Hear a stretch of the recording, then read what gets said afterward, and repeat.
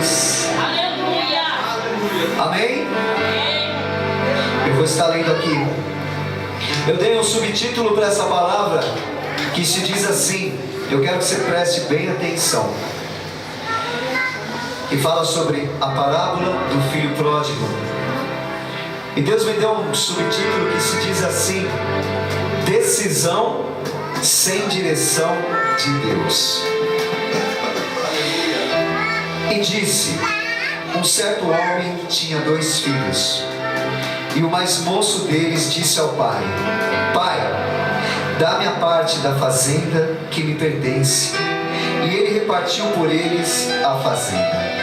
E poucos dias depois, o filho mais novo, ajuntando tudo, partiu para uma terra longínqua. E ali desperdiçou a sua fazenda, vivendo dissolutamente. E havendo ele gastado tudo, houve naquela terra uma grande fome. E começou a padecer necessidades. E foi e chegou-se a um dos cidadãos daquela terra, o qual o mandou para os seus campos apacentar porcos. E desejava encher o seu estômago com as bolotas que os porcos comiam. E ninguém lhe dava nada. E caindo em si, disse: quantos trabalhadores de meu pai têm abundância de pão, e eu aqui pereço de fome. Levantar-me-ei e irei ter com meu pai. E dir-lhe-ei: Pai, pequei contra o céu e pequei contra ti. Já não sou digno de ser chamado teu filho. Faze-me como um dos seus trabalhadores. E levantando-se, foi para seu pai. E quando ainda estava longe, viu seu pai. E se moveu de íntima compaixão. E correndo lançou ao pescoço e o beijou. E o filho lhe disse: Pai, pequei contra o céu e perante ti, e já não sou digno de ser chamado teu filho. Mas o pai disse aos seus servos: trazei depressa a melhor roupa e vestiu-o, e ponde-lhe um anel na mão e sandálias nos pés, e trazei o bezerro cevado e matai-o, e comamos e alegramo-nos, porque este meu filho estava morto e reviveu, tinha se perdido e foi achado. E começaram a alegrar-se. E o seu filho mais velho estava no campo, e quando veio e chegou perto da casa, ouviu a música e as danças. E chamando um dos seus servos, perguntou-lhe: que era aquilo? E ele lhe disse: veio teu irmão, e teu pai matou o bezerro cevado, porque o recebeu são e salvo. Mas ele se indignou e não queria entrar, e saindo o pai estava com ele. Mas respondendo ele, disse ao pai: eis que te sirvo há tantos anos, sem nunca transgredir o teu mandamento, e nunca me deste um cabrito para alegrar-me com os meus amigos. Vindo porém este teu filho, que desperdiçou a tua fazenda com as meretrizes, mataste-lhe o bezerro cevado. E ele lhe disse: filho, tu sempre estás comigo, e todas as minhas coisas são tuas. Mas era justo alegrarmos-nos e regozijarmos-nos, porque esse teu filho estava morto e reviveu, tinha se perdido e foi achado. Deus é maravilhoso. Aleluias. Uma coisa que eu pedi ao Senhor, irmãos, foi que Ele me usasse neste lugar com simplicidade, com sinceridade e com a verdade. Amém? Eu quero trazer para vocês que quando este filho mais moço pediu ao pai: dá-me a parte da fazenda que me pertence, e ele repartiu por eles a fazenda. Eu vou dizer uma coisa para vocês. Eu lembro quando eu tinha 18 anos de idade, estava começando a minha vida. Minha mãe me arrumou um trabalho numa empresa, e depois de um ano eu decidi sair. Não queria mais trabalhar. Eu lembro que minha mãe sentou na cama e ela chorou, e ela falou comigo: por quê? Por que você vai sair? Você tem uma carreira, você pode construir um futuro para você lá dentro. E eu disse: não, mãe, eu não quero mais. Eu acredito que nesse momento, meu querido, o pai deve ter falado sim com o filho. Eu acredito como muitos falam aqui, porque aquele mais jovem não tem ainda a experiência que o mais velho tem. Amém?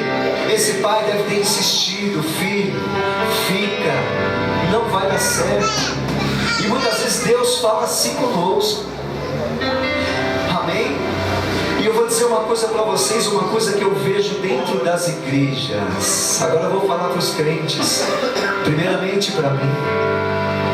Como muitos já disseram assim: olha, ele está dentro da igreja, mas ele diz assim: o pastor não tem visão, o pastor não sabe o que está fazendo, o pastor não tem direção. Se fosse eu, faria assim. É a mesma coisa. Eu classifico isso como rebeldia. Porque, meu querido, se você está no ministério onde você não tem certeza que o teu pastor é direcionado por Deus, eu vou falar para você a verdade: pede para sair. Pede para sair. Porque se você acha que o teu pastor não é direcionado por Deus, você precisa resolver isso. Amém? Amém, Jesus. Glória a Deus. Vamos para a segunda parte, que diz consequências e humilhação. E diz assim: e foi e chegou-se a um dos cidadãos daquela terra, o qual mandou para os seus campos apacentar porcos, e desejava encher o seu estômago com as bolotas que os porcos comiam, e ninguém lhe dava nada. Você pode repetir isso comigo? E ninguém lhe dava nada. Eu vou dizer para você, meu querido, não é vergonha nós pedirmos ajuda quando nós estamos numa situação difícil. Não é vergonha nós temos um trabalho humilde. Às vezes acontece um fato de nós termos que aceitar um trabalho naquele momento, aquela porta que Deus abriu, um trabalho mais humilde. Mas não é o que eu ganhava, não é a posição que eu exercia na outra empresa. Mas eu vou dizer para você, meu querido, aquele que sai da posição do Senhor, infelizmente, as consequências são essas. É humilhação. É humilhação. Porque olha só, ele saiu da fazenda onde ele tinha tudo. Ele saiu de uma fazenda onde ele era o dono. E naquele momento ele estava ali apacentando porcos e desejando comer aquelas bolotas. Meu Deus, eu olho para isso e eu fico, meu Deus do céu, eu falo: meu Deus. Porque Deus, meu querido, Ele nos livra do poder do pecado, mas das consequências. E eu vou dizer bem para você: quando não obedecemos ao Senhor, nós pagamos o preço. Tá? A palavra do Senhor, ela diz aqui em Romanos 6:23, porque o salário do pecado é a morte, mas o dom gratuito de Deus é a vida eterna em Cristo Jesus. Aleluia! Amém? Glória a Deus! Mas olha só, eu costumo dizer que tudo começa pela mente. Quando você deseja algo, começa tudo pela mente. Então veio, e caindo em si disse: quantos trabalhadores de meu pai têm abundância de pão, e eu aqui pereço de fome. Meu querido, trazei à memória aquilo que te dá esperança. Nós temos que trazer aquilo que foi bom. O que foi ruim, tchau, até nunca mais. A gente tem que parar para refletir. Sabe por quê? Eu achava que eu era o dono da verdade, que o mundo inteiro estava errado e só eu estava certo. E como diz aqui, foi dito essa noite, Jesus teve que entrar no meu caminho. Ele teve que entrar e falar assim: não é assim, não é desse jeito. Meu Deus, eu estava lá usando drogas na favela, com uma casa linda, um sobrado maravilhoso, tudo do bom e do melhor, mas eu estava lá na favela. Nada contra a favela, pelo amor de Deus, Mas eu estava lá nos becos, nas vielas, onde tudo poderia acontecer comigo. Eu poderia tomar um tiro, uma overdose. Meu Deus, tudo poderia acontecer comigo. Então tem momentos na vida, meu querido, que nós temos que parar. Peraí, o que está acontecendo com a minha vida? Eu preciso ver, eu preciso refletir, eu preciso pedir ajuda, meu Deus. E ele disse assim: levantar-me-ei e irei ter com meu pai. E direi: Pai, pequei contra os céus perante ti, já não sou digno de ser chamado teu filho. Meu querido, eu tenho uma frase que diz assim: o certo é a gente não errar, mas nós somos falhos. Mas pior do que errar é não admitir o erro. Mas para você começar algo novo na sua vida, para mim começar algo novo na minha vida, eu primeiro preciso admitir. Eu preciso usar da humildade. Meu Deus, Deus gosta de pessoas sinceras. Reconhecer, falar: Deus, realmente estou aqui, eu pequei, Senhor. Eu lembro de quantas vezes, meu Deus, eu caí e eu voltava estraçalhado. Eu falava: Deus, e eu me jogava. Não importa, Senhor. Eu lembro até uma vez que eu falei: Deus, o Senhor ainda me aceita? Porque eu estava tão desacreditado de mim mesmo. E eu falei assim em pensamento: Senhor, fala comigo nessa noite. Fala comigo se o Senhor ainda me aceita, porque senão eu não quero mais viver. Se o Senhor ainda me dá uma oportunidade. E essa noite eu fui dormir e eu tive um sonho, e aparecia assim escrito João 8. E eu acordei de manhã e fui correndo na Bíblia. E aí peguei a Bíblia, João 8. Falava da mulher adúltera que foi pega em adultério. E eu fui lendo, e no final Deus me deu a revelação. Quando ele chegou para a mulher e falou assim: cadê os teus acusadores? Ela disse assim: não estão mais aqui, Senhor. Então, se eles não te acusaram, nem eu. Vá e não peques mais. Deus falou assim comigo, meu querido. Oh, Deus querido.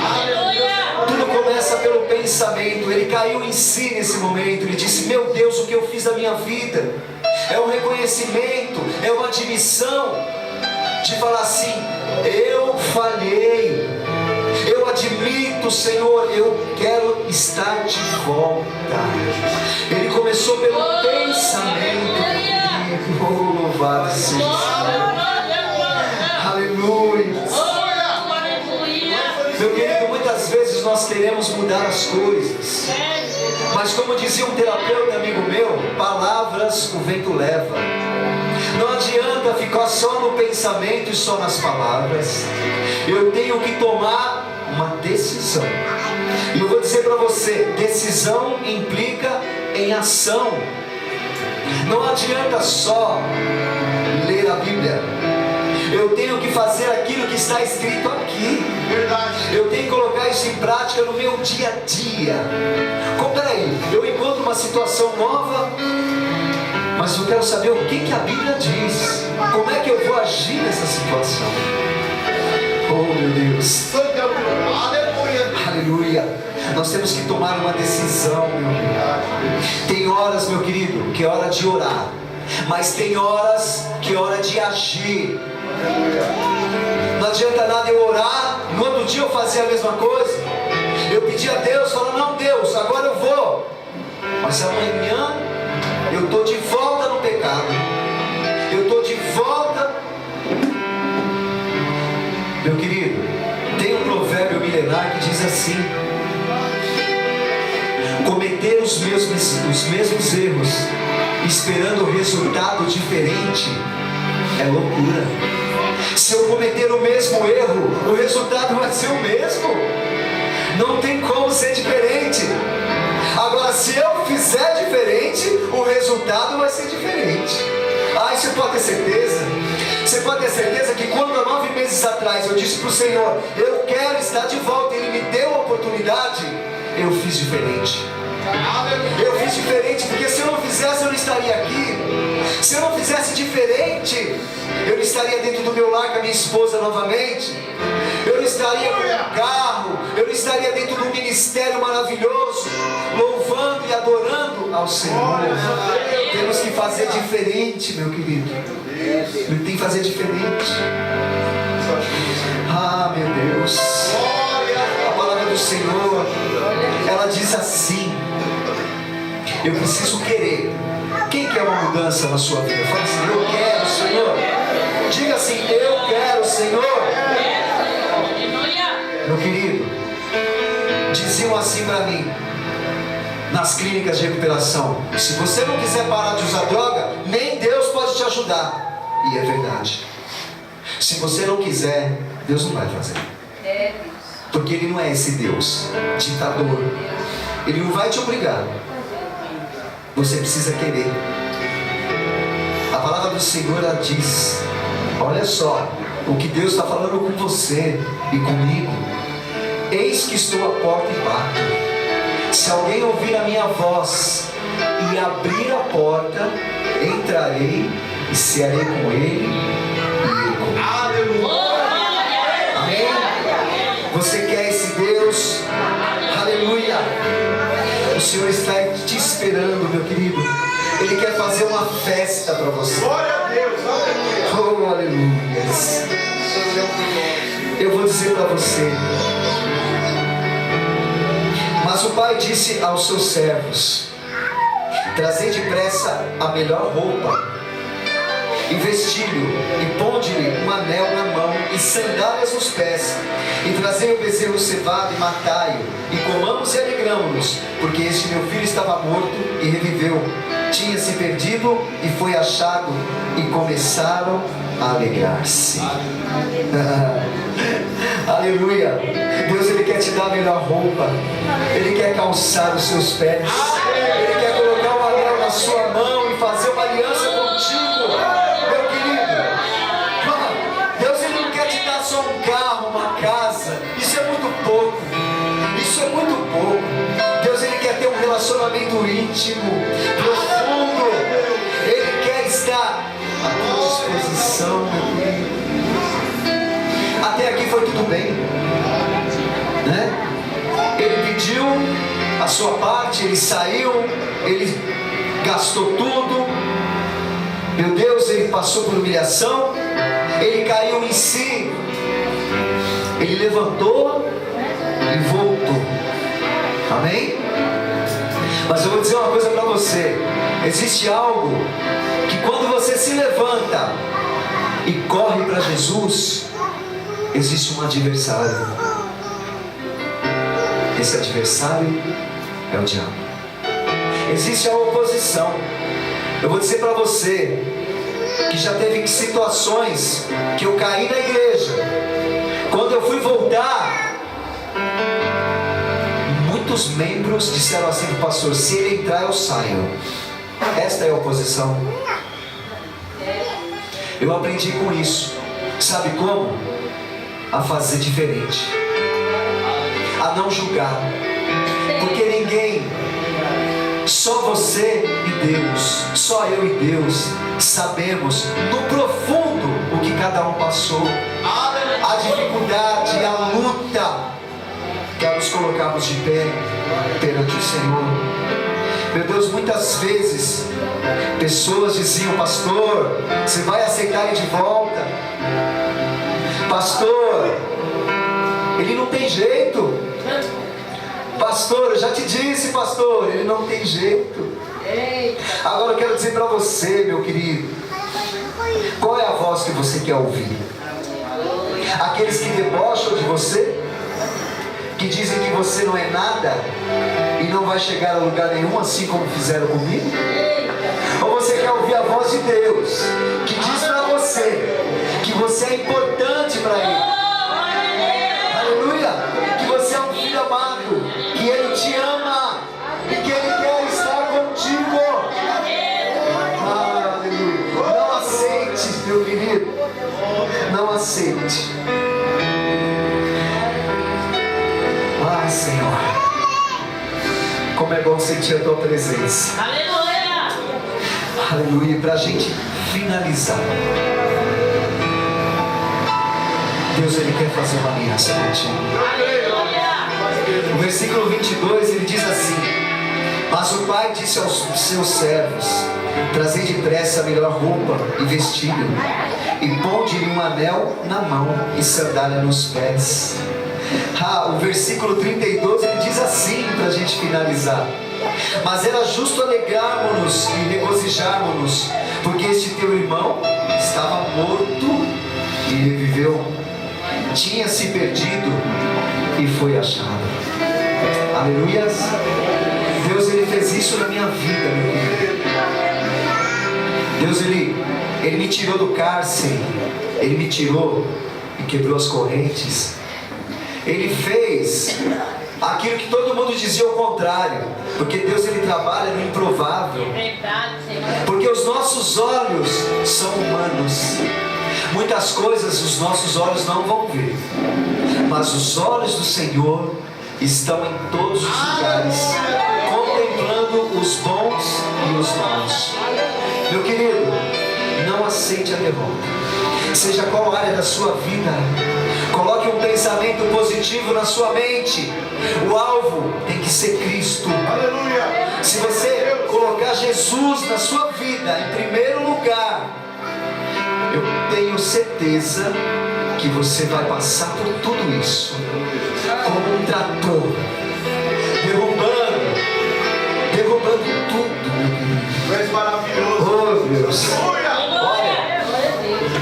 eu estou aqui, mas esse é um triunfo do Senhor. É um triunfo do Senhor. Meu Deus, Ele ressuscitou, Ele me tirou da sepultura, Ele me trouxe a vida novamente, meu querido. Ele quer fazer isso com você, Ele quer fazer isso conosco, Ele quer fazer isso com essa igreja, meu querido. Aleluia. A palavra do Senhor diz em Mateus 11:22: vinde a mim todos os que estáis cansados e oprimidos, e eu vos aliviarei. Amém? Eu gostaria de encerrar aqui e dizer, agradecer ao Senhor, a pastora Mir. Pastor Amir está sendo usado por Deus. Pastor Amir sempre acreditou, sempre me incentivou, e eu glorifico a sua vida, Pastor Amir, e sua família, pelo Senhor. Agora, eu quero dizer para você, se você está afastado dos caminhos do Senhor, se por um motivo ou outro, isso não importa. Para Deus não importa aqui nessa noite.